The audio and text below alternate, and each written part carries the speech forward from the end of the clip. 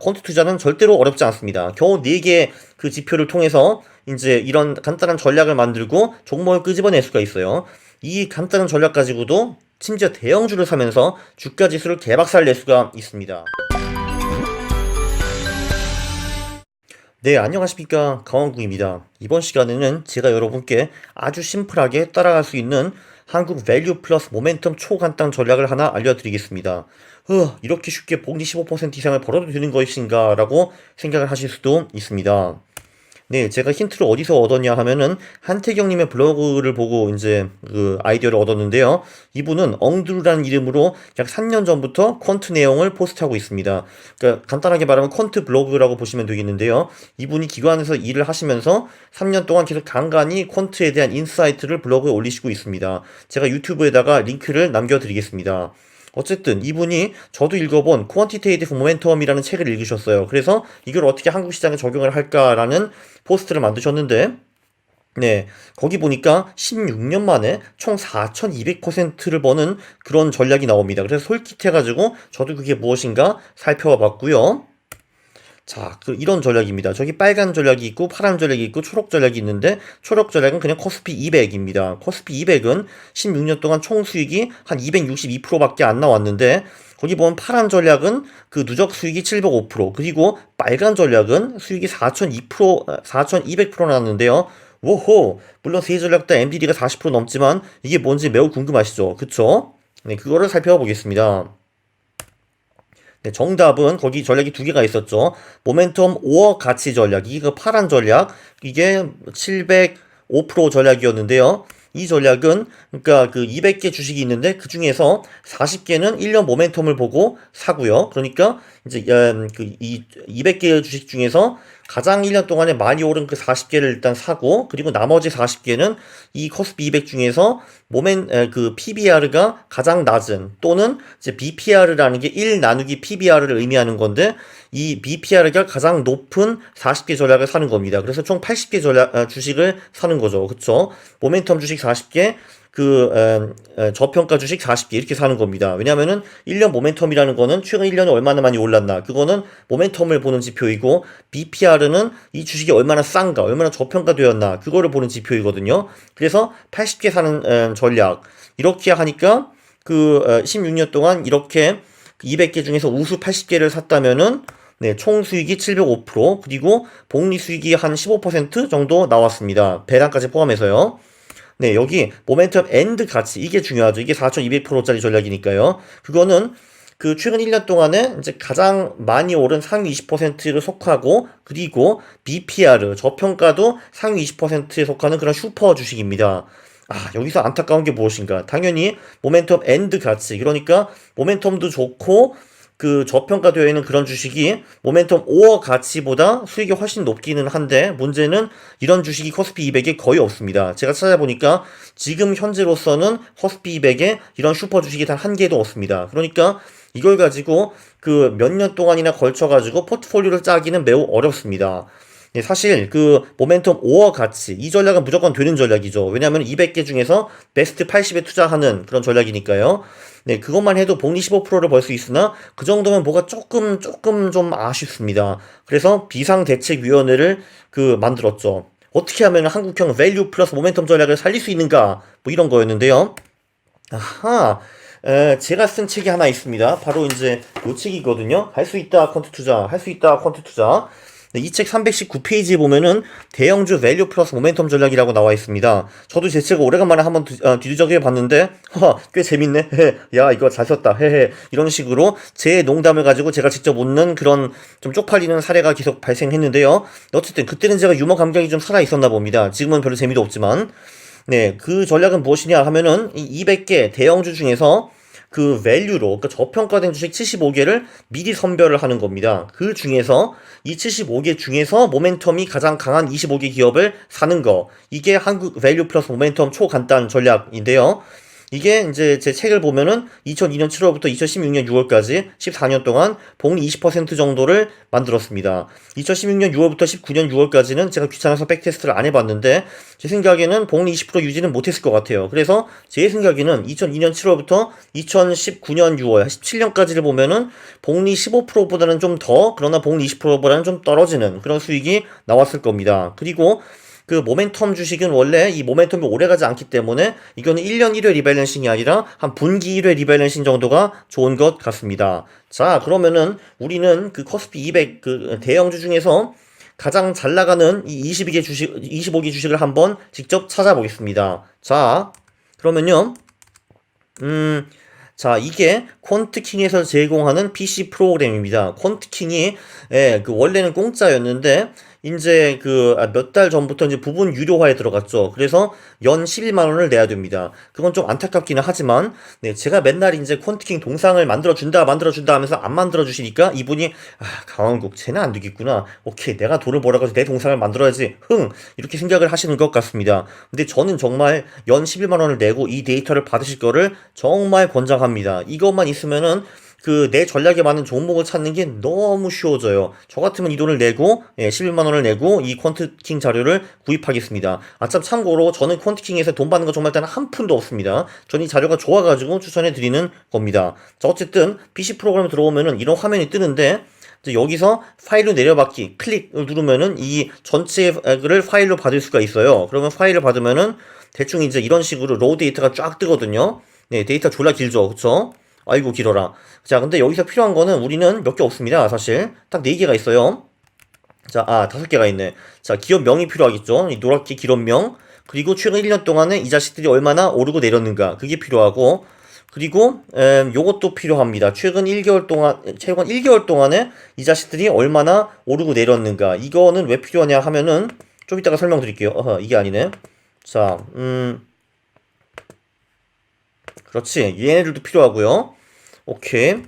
그리고 또 이제 필요한 거는 또 무엇이냐. 자, PBR과 PER가 필요하겠습니다. 이 PBR, PER로 이 주식이 얼마나 저평가되었나, 그거를 이제 보는 거고, 그리고 이제 최근 한 달, 그리고 1년 동안에 얼마나 올랐냐를 통해 가지고 이 주식의 모멘텀을 추정을 하는 겁니다. 그래서 요 4개 지표만 가지고도 밸류, 저평가 플러스 모멘텀 전략을 쓸 수가 있는 겁니다. 자, 제가 이 데이터를 커피를 해 가지고 다른 엑셀 파일을 옮겼죠. 짜잔, 여기 보면은 1년 모멘텀, 한 달 모멘텀, PBR 퍼 이렇게 나오는 거를 볼 수가 있습니다. 자, 그럼 우리는 무엇을 해야 합니까? 가장 저평가된 75개 주식을 먼저 추려야 되는 거죠. 그쵸? 자, 그건 어떻게 하는가? 자, 일단 여기다가 BPR라고 적습니다. BPR는 뭐냐 하면은 1 나누기 PBR이고, 자, 여기서는 1 나누기 퍼라고 적겠습니다. 자, 근데 왜 그냥 PBR 퍼를 쓰지 않고 이거를 굳이 1 나누기 PBR로 하느냐 하면은 그 이유는 무엇이냐 하면요. 자, 예를 들면 봐요. 여기 한국전력이라는 주식이 있습니다. 자, 이 자식이, 자, 퍼가 마이너스 9.39 아닙니까? 그렇죠? 그럼 마이너스 9.39는 매우 안 좋은 겁니다. 왜냐면 여기는 순이익을 못 내고 손실을 냈다는 거거든요. 그런데 제가 엑셀을 적용을 해가지고, 오케이, 그럼 퍼 낮은 쪽부터 먼저 골라라 라고 하면은 이 한국전력이 이 주식이 상위권에 뜨게 됩니다. 왜냐면은 이 숫자가 낮으면 낮을수록 엑셀은 얘를 상위권에 배치를 하게 되거든요. 그래서 이거를 한번 1 나누기 퍼 이런 식으로 재조정을 하는 겁니다. 그리고 여기서는 높은 쪽을 이제 먼저 순위를 좋게 주거라 이렇게 하는 거죠. 자, 여기 보시면요. 네, 한국전력은 그러면 마이너스 0.1로 나오기 때문에 자연스럽게 순위가 밑으로 내려가게 되어 있습니다. 그러니까 내가 원하는 대로 되는 거죠. 그쵸? BPR도 비슷한 논리라고 보시면 되겠습니다. 자, 또 잔소리가 많았네요. 오케이, 그러면은 순위를 계산을 해보겠습니다. 자, 랭크 함수를 써가지고, 자, 그러면 요거 중에서 여기서 쭉 내려가야겠죠. B까지. 제가 여기 지금 대형주 200개만 뽑았습니다. 자, 이렇게 하고, 그리고 내림차 순이겠죠. 그쵸? 자, 된 것 같지? 여기서 이 G2와 G201을 고정하는 거는 매우 중요하고요. 고정을 하고, 됐나? 안 됐네. 잠깐만요. 자, 여기 고정을 하고, 오케이, 누르고, 오케이 하면은, 제대로 되었나? 제대로 된 것 같네요. 자, 예를 들면 삼성전자 같은 경우는 이 한국 200개 주식 중에서 이제 PBR가 그 103위라는 거를 보실 수가 있고요. 네, 여기 SK하이닉스는 106위, 그리고 그 다음에 있는 세일트리온 194위. 이런 저평가되어 있는 주식이 아니거든요. 이런 거를 볼 수가 있습니다. LG화학은 120위, 현대차는 10위네요. 그쵸? 그리고 그놈의 한국전력은 2위입니다. 오케이. 자, 됐고. 그러면 이거를 퍼로 똑같이 하는데, 여기서 이제 H로 바꿔야겠지. H. 오케이. 자, 이런 식으로 하면은 이게 이제 BPR 순위이고요. BPR 순위를 매겼고, 이거는 1 나누기 퍼르 그 순위입니다. 오케이. 그럼 이거에 평균을 내는 거죠. 에버리지. 이렇게 해서 쭉 하고 하면은 오케이. 그럼 삼성전자의 평균 순위가 68위. 오케이. 왜냐면은 BPR 순위는 103위였는데 그 1 나누기 퍼 순위. 그러니까 순위 쪽에서는 삼성전자 순위가 좀 높아요. 33위죠. 이거를 평균을 내면 68이 나오는 거를 볼 수가 있습니다. 이거를 한번 쫙 드래그를 하고 오케이. 그러면은 필터를 넣어가지고 데이터 필터를 넣고 그러면은 오케이. 그러면은 한국에서 가장 저평가된 주식은 DJB 금융지주, 그 다음에 HDC, 그 다음에 JB 금융지주. 전반적으로 은행과 금융사들이 많이 저평가되었다 있는 것을 볼 수가 있습니다. 오케이. 그럼 우리는 이 중에서 75개만 빼가는 거죠. 그쵸? 그럼 75개를 빼가지고 2에서 76까지겠지? 76까지 해서 자, 그러면은 얘를 빼서 이놈을 다음 차트로 옮기겠습니다. 따단 하고 이거를 이렇게 해야지. 오케이. 그러면은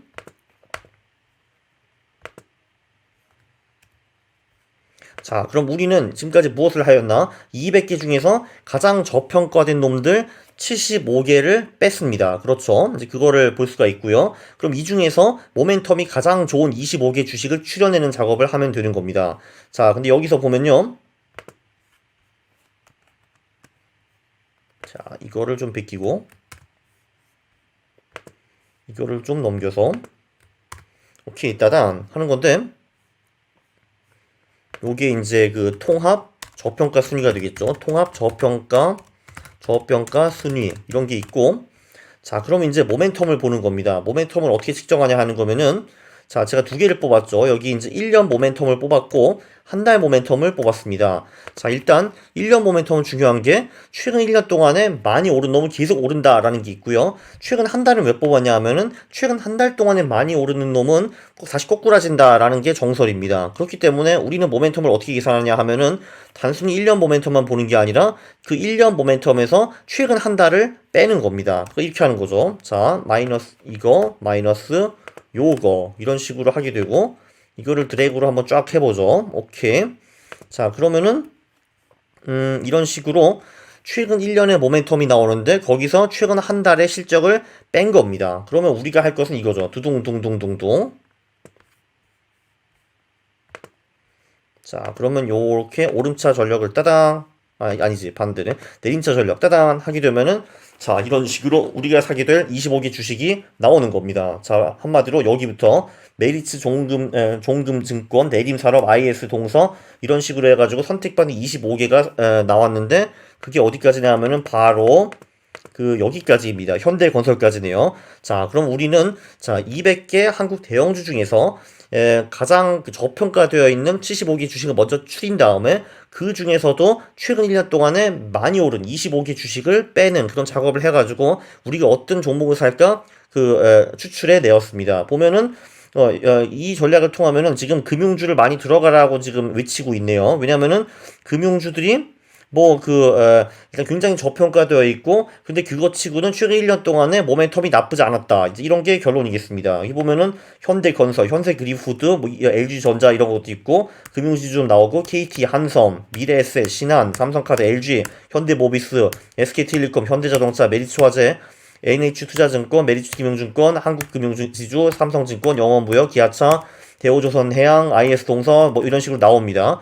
자, 그럼 여기서 야, 근데 이거 금융주가 너무 많네. 아니 20억의 포트폴리오 중에서 금융주를 10개 넣을 수는 없잖아. 나는 이거 도대체 내 양심껏 못하겠어. 하시는 분들은 걱정할 필요가 없습니다. 그럼 예를 들면은 금융주를 25개 중에서 뭐 한 5개 또는 뭐 3개 정도로 제한하고 나머지는요, 그 밑에서 사면 됩니다. 따단.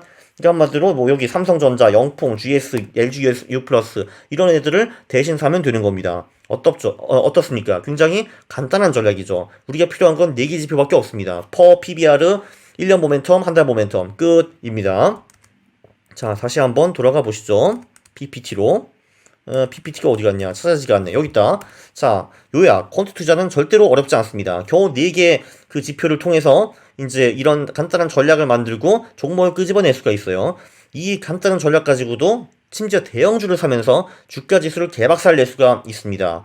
자, 이런 장난감 같은 전략이 정말 통할까? 매우 의심스러우시겠죠? 자, 여기서 저는 문병로 교수님의 말을 빌리겠습니다. 매트릭스 스튜디오라는 책에 쓰셨는데 이런 전략은 무조건 통한다. 그러나 개인 투자자들의 90%는 이 수익을 내지 못하고 실패한다. 못 기다리기 때문에. 자, 다시 한번.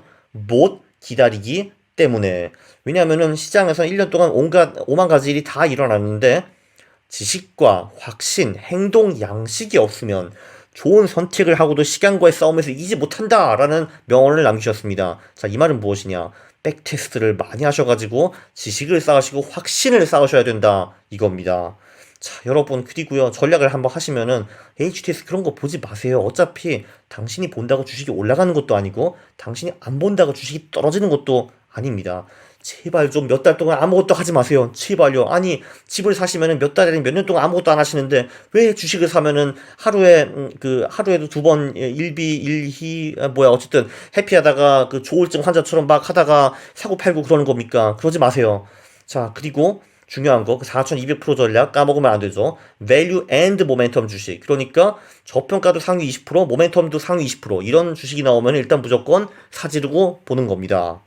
자, 가시기 전에 자 들어오셔가지고 구독을 하시고 알람을 누르시고 영상을 보신다면 좋아요를 누르는 겁니다. 싫어요 누르시면 제가 매우 싫어합니다. 자, 제가 약속드린 대로 아주 돈 드리는 거를 이번에 또 한번 보여드렸죠.